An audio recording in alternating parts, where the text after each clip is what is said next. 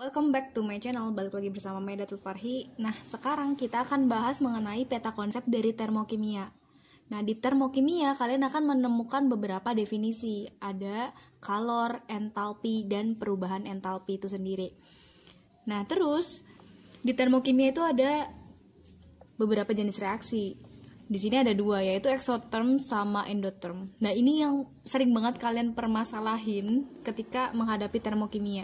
Jadi nanti di contoh soalnya tuh bakalan kayak gimana sih exotherm, gimana sih endotherm, ya kan?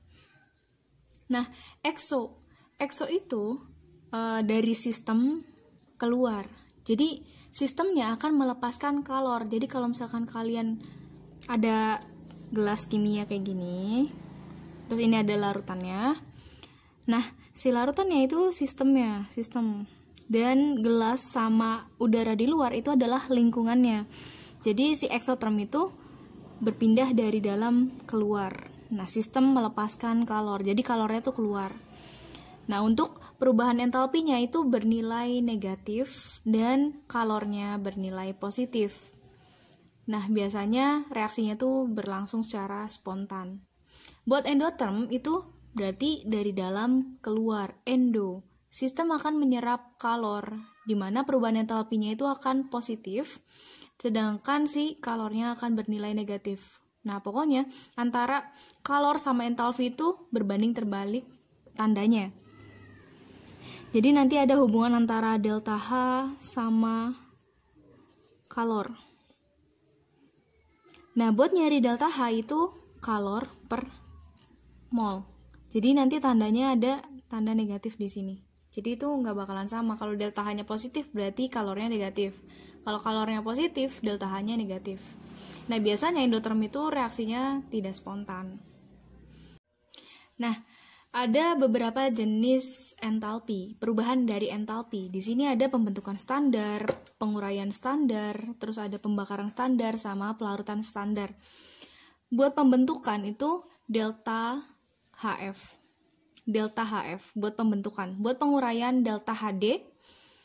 Terus pembakaran standar itu delta HP. Terus delta HS itu pelarutan standar. Nah, itu buat tanda-tandanya aja. Sebenarnya caranya tuh bakalan sama buat nyari delta H-nya. Cuma nanti bedanya tuh di reaksinya, persamaan reaksinya. Terus buat nentuin delta H atau Q-nya. Jadi buat nentuin perubahan entalpinya sama kalornya itu kita menggunakan ada dua sistem, yaitu ada kalorimetri sama hukum Hess. Hukum Hess sudah kalian ya familiar banget lah pokoknya. Nah, buat kalorimetri berarti nanti ada rumus-rumusan yang berkaitan dengan kalor. Nah, di sini ketika si kalorimetrinya itu tidak dianggap, alatnya ya. Jadi alat kalorimeternya itu nggak dianggap, nanti kita cuma pakai rumusan kalor, yaitu kalian udah familiar MC delta T. Dari SMP juga udah familiar. Nah, sedangkan kalau misalkan si kalorimeternya itu dianggap atau di sini bom, jadi nanti kalian jumlahin kalornya sama alat dari kalorimeternya. Gitu. MC delta T plus C delta T. Nah, di sini C-nya tuh beda. Kalau misal C yang MC delta T itu si kalor jenis dari si larutannya, sedangkan si C yang di sini itu adalah kapasitas kalor dari si kalorimeternya. Kayak gitu.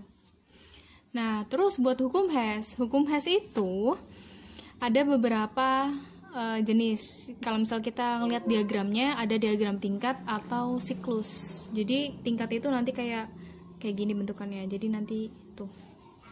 Nanti awalannya apa reaksinya, terus yang kedua apa, terus yang ketiga apa, kayak gitu. Nah, sedangkan siklus berarti dia akan siklus kayak gitu, misal gini tuh, siklus. Nah, buat nyari rumus delta H reaksi itu sigma dari delta HF produk dikurangin sama delta HF reaktan. Jadi kalau misal kita gampangnya itu adalah jumlah dari delta HF di kanan dikurang sama jumlah dari delta HF di kiri. Kanan dikurang kiri. Sedangkan buat energi ikatan itu buat nyari delta H reaksinya itu sigma dari energi ikatan yang putus dikurang sama energi pembentukannya. Nah, ini gampangnya itu adalah kiri dikurang kanan. Jadi kebalikan aja sama delta H, reaksi yang pakai delta H. Sedangkan ini pakai energi ikatan.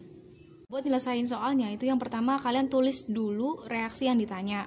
Terus sesuaikan posisi dan jumlah zat yang diketahui terhadap yang ditanya. Terus baru dijumlahkan. Kayak gitu. Semoga bermanfaat. Jangan lupa like, comment, and subscribe. Bye-bye. See you. Jangan lupa tontonin video gue yang lainnya selain ini. Jadi ada matematika sama kimia dan fisika, dan ini kimianya. Oke, bye bye. Jangan lupa share ke teman kalian, barangkali butuh juga. Oke.